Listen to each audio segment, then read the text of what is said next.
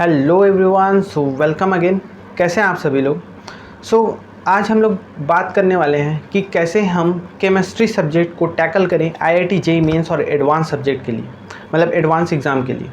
सबसे बेसिक जो चीज़ें हैं वो ये हैं कि आपको अपने बेसिक्स पर फोकस करना तो पड़ेगा ही। अगर आपका 11th अगर कहीं बहुत अच्छा नहीं गया है, आप अगर से सिर्फ 12th में आके सीरियस हुए हो और 12th का ही पढ़ के आप अगर जेईई मेंस एडवांस क्लियर करना चाहते हो तो ये ऑलमोस्ट इम्पॉसिबल है, क्योंकि आपके क्वेश्चंस तो 11 12 दोनों के ही आने वाले हैं और आपको दोनों का ही अच्छे से पढ़ना पड़ेगा, पहली बात। दूसरी बात यह है कि आपको एनसीईआरटी काफ़ी क्लियर होनी चाहिए। NCERT in the sense, not in the sense कि आपको बस एनसीईआरटी पढ़ो उससे आपका सिलेक्शन हो जाएगा, डेफिनेटली नहीं। आपको भी पता है, मुझे भी पता है। आपको थोड़ा सा तो अब पढ़ना ही पड़ेगा।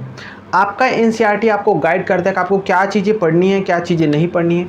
आप एनसीईआरटी से चीज़ें समझते हैं कि एक्चुअल में राइमर टीमर रिएक्शन है वो कैसे हो रहा है, लेकिन उसका मैकेनिज्म एनसीईआरटी में अच्छे से नहीं दिया ही नहीं है।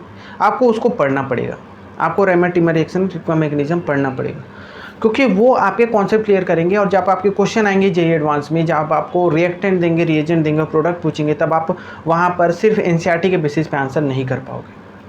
आपको वहाँ पर थोड़ा सा लेवल अप करना पड़ेगा ही पड़ेगा। आपको क्वेश्चन प्रैक्टिस करनी पड़ेगी, आपको चीज़ें थोड़ी सी एडवांस पढ़नी पड़ेगी। अगर आप सिर्फ और सिर्फ गैसेस स्टेट में ideal gas equation, van der वाल इक्वेशन और क्रिटिकल कांस्टेंट बस पढ़ के जाएंगे तो मे बी आपके क्वेश्चन सॉल्व हो जाएं जेईई मेंस में, लेकिन एडवांस में हो सकता है वो फंसा दें। आपको थोड़ा सा अब पढ़ना पड़ेगा कि रियल गैस आइडियल गैस के बीच में एक्चुअल में डिफरेंस क्या है, उसका कॉन्सेप्ट क्या है, फिर उसको यूज़ करके मे बी एडवांस के क्वेश्चंस आपसे बनने लगे।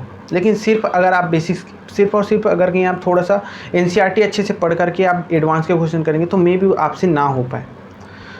आपका प्रिपरेशन स्ट्रेटेजी यही होना चाहिए कि आपको तो बेसिक्स पढ़ना ही है, एनसीईआरटी कवर करना ही है, लेकिन उसके बाद आपको एक अलग लेवल की प्रिपरेशन करनी पड़ेगी। अलग लेवल इन द सेंस उसी को इलेबोरेट करके पढ़ना पड़ेगा। राइमर टीमर रिएक्शन बस रिएक्शन ना पढ़ के थोड़ा सा एक दो एग्जाम्पल और देख लो, इलेबोरेट करके देख लो।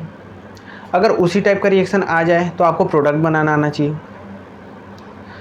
आपको कोशिश करना है कि आपको अलग अलग प्रकार के क्वेश्चंस की आदत हो जानी चाहिए। एडवांस में क्या होता है, आपके कॉन्सेप्ट चेक करेंगे वो, वहाँ पर आपको न्यूमेरिकल आंसर टाइप भी क्वेश्चन मिल जाएंगे, मल्टीपल चॉइस क्वेश्चन मिल जाएंगे। वहाँ पर आपको तीनों ही फील्ड एमसीक्यू, एमएसक्यू और एनईटी तीनों ही फील्ड में काफ़ी अच्छा करना पड़ेगा, तभी आपका बहुत अच्छा स्कोर आ सकता है, तभी आप आईआईटी जैसी जगह पे अपना इंजीनियरिंग कर सकेंगे। केमिस्ट्री सब्जेक्ट ऐसा है कि बहुत सारे लोगों को डर लगता है, क्योंकि यहाँ पर क्या होता है, कई लोग बोलते हैं नीले में पीला डाल के हरा निकाल दिया और बोल दिया क्या एक्सेप्शन।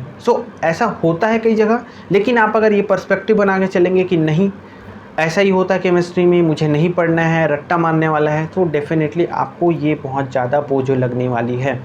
सबसे पहली बात तो अपने मन से निकाल दो, चीज़ों को कॉन्सेप्चुअली पढ़ो। एक्चुअल में एसिडिटी बेसिसिटी ऑर्डर किस तरीक़े से रिलेटेड, मतलब किस तरीक़े से अफेक्ट होती है अलग अलग फैक्टर से, मीसोमेरिक क्या इफेक्ट है, इंडक्टिव क्या इफेक्ट है, एक्चुअल में SN1 SN2 क्या होता है, अगर कहीं कोई रिएक्शन 3 बार रीअरेंजमेंट हुआ तो उनका कितना ट्रांजिशन स्टेट बनेंगे, कितने इंटरमीडिएट होंगे। आपको स्टेप्स पता होने चाहिए रिएक्शन के, आपको रिएजेंट का यूज पता होना चाहिए कि ये रिएजेंट यूज करें LiLH4 तो ये किस किस चीज़ों को रिड्यूस करेगा, किस चीज़ को नहीं रिड्यूस करेगा, एसिड के लिए क्या होना चाहिए, अल्कोहल का क्या होना चाहिए। आपको थोड़ा सा आइडिया होना चाहिए हर एक रिएक्शन के बारे में, थोड़ा सा अब जो एनसीईआरटी में बहुत लिमिटेड दिया गया है। एनसीईआरटी काफ़ी सही बुक है, सारी चीज़ें दी गई है, लेकिन बहुत शॉर्ट में दी गई है। उन चीज़ों को आपको थोड़ा सा एलिबरेट करके पढ़ना पड़ेगा। जेईई एडवांस का थोड़ा सा अगर कहीं उसके सिलेबस को देखेंगे तो थोड़ा सा आपको थोड़ा एक्स्ट्रा भी पढ़ना पड़ेगा। वो सभी आप चीज़ें कवर करके चलेंगे तो आपका काफ़ी अच्छा प्रिपरेशन हो जाएगा। और रही बात स्कूल मैनेज करने की, स्कूल के साथ आप प्रिपरेशन करिए, स्कूल को थोड़ा सा कम टाइम दीजिए, लेकिन आपसे प्रिपरेशन हो जाएंगी। आपको मेहनत करनी पड़ेगी, आप टाइम दीजिए, कुछ ना कुछ तो अच्छा आप ज़रूर करेंगे। All the very best. Next video में मिलते हैं जिसमें हम और अच्छी बातें करेंगे, प्रिपरेशन के बारे में, नोट्स के बारे में, क्वेश्चन प्रैक्टिस के बारे में, टेस्ट सीरीज़ के बारे में, और कैसे आप अपनी जर्नी को ला सकते हैं आईआईटीज़ तक। Thank you very much.